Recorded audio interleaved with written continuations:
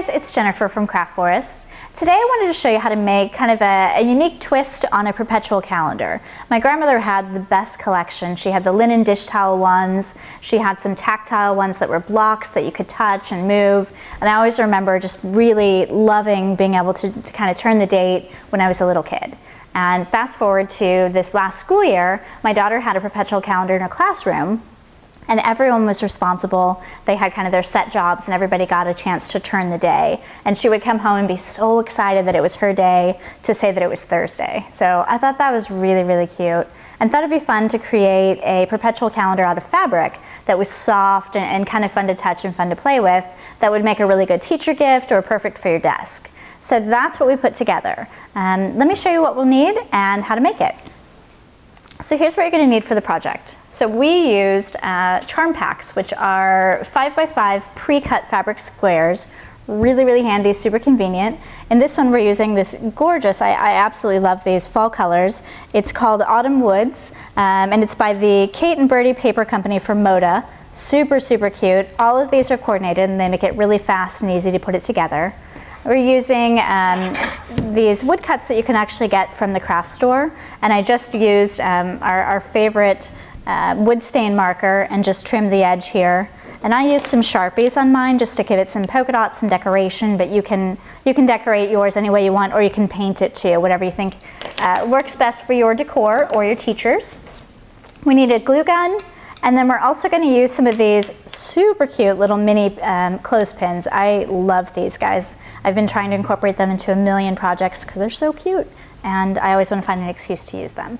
So we're going to use those guys, and we're also going to use our sewing machine. We're actually going to sew our squares together, and then we're going to use some stencils. You can either use pre-cut stencils like these that you can get from the craft store or school supplies, or you can use print something out and you can cut it out from your home printer, or you can just freehand it. It would look really cute too if you had the kids actually draw the numbers or the words on. That might be a really cute, thoughtful and meaningful gift. All right, so let's get started. So what we're going to do first is actually put our board together, and then we'll go to the sewing machine and put our blocks together. So I'm going to grab my glue gun, and I'm going to just grab a ruler or a template and kind of take a look at my board and see kind of the center section where I want to, excuse me, where I want to line those up. So I'm going to put them kind of evenly spaced, about 1.5 inches apart from each other. So we'll grab our glue gun, and you kind of want to look at your fabric square and figure out where you want it to lie on your board, where you want your clips to be. And I like them kind of in the middle, but you have options, and depending on the size and the shape of your board, you can play with that a little bit, so each one is really unique. So I'm going to measure these, and I'm going to put one right at the edge here. Okay, so I want it to line up with that little section, and I'm just going to do a little dot of glue. Okay, and you can use a glue gun, you can use wood glue, really whatever is easiest for you and whatever you have on hand. I'm using a high temperature glue gun. I'm going to go a little higher on these, because then I have another stand that would make it really cute too if these sit up a little higher. So I'm going to use that. And I'm going to come over and do the one on the other side. And if you want to, you can put your ruler up here just to make sure that you line those up. And I want it to match up right here with the end of my board. So I'm going to put that one there. And then we can just kind of come over and put this one right in the center. So we're going to line it up right there. Okay, just a little tiny bit of glue, you don't need much. And put that over here, and then I'm just going to decorate. For mine, I just grabbed a Sharpie and did some little polka dots. You could do some zigzags, you could color it in, really whatever you want to do on that to kind of make it unique and make it yours. I love polka dots. I hope it's a trend that never ever goes out of style, and if it does, I don't care, because I really love them. So we'll put those guys in. Just kind of a quick little decoration. I love the way they bleed too into the wood. And you could go all the way around. You could polka dot these before you put them on, or again, you could paint them. I think it would be really cute to do gold maybe on the inside, so when they open up, they've got a great contrast. So you can do whatever you want on those and just be really creative. So we've got that together, and now we're going to go to the sewing machine and we're going to put our blocks together. Okay, so now we're at the sewing machine. We're going to grab 2 of our charm packs, just 2 of the squares here. And again, these are 5-inch squares that are made to coordinate together. And you can either press these in half, or you can actually just finger press them Mine are in pretty good shape here.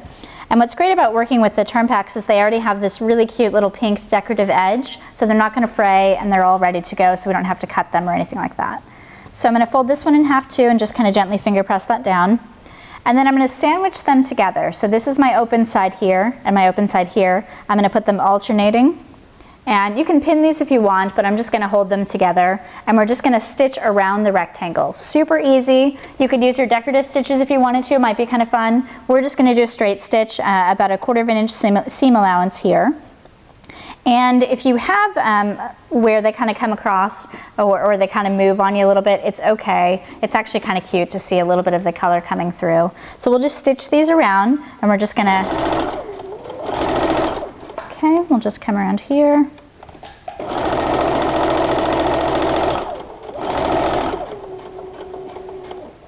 Okay.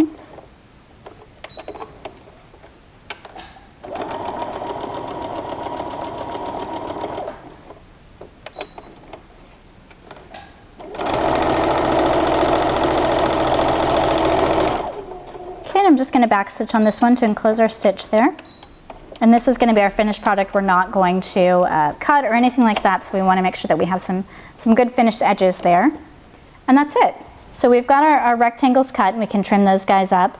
And now we're just going to trace our numbers and put them right on. And it's such a simple project. It comes together really, really quickly.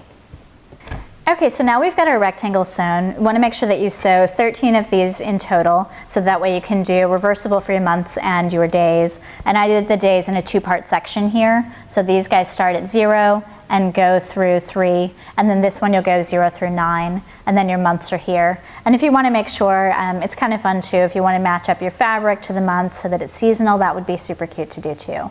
So now we're going to stencil our numbers on. So with mine, I just used a pre-made stencil, and I'm going to use an oil-based Sharpie. You can use a fabric marker, or you can use a regular Sharpie, really whatever you have on hand. I actually found that the oil-based Sharpies didn't bleed as much as the fabric Sharpies, so this actually worked best for me. I'm going to just position mine here down at the bottom, and all I'm going to do is just color it in, okay? And you don't have to trace it or outline it. Kind of almost like just paint it a little bit so it doesn't bleed through your fabric. And what's great about having 2 charm packs sewn together is you don't have to worry about bleed from the other side. So your numbers are going to be safe and secure on this side, and they're not going to bleed through or show on the other side.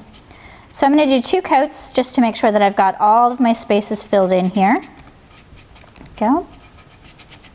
I love the way this gold shows up on the orange. Really, really cute. And that's it. We've drawn our numbers. Show that, flip that around and show that to you, okay? And then on the back side, you could go upside down, you could put the other number here, or you can put it kind of in the same corner. It's really up to you and kind of how you want to make sure that that can flip over. So if you had it hung up here, we'd flip it and we'd want the number here. So here's how we're going to attach it. So we've got our board together, and we're going to pretend that it's the 20-something of the day, and we'll put that there. And if we wanted to grab like our month, show you these guys. So we've got October on one side, we've got November here, September, August, June, July.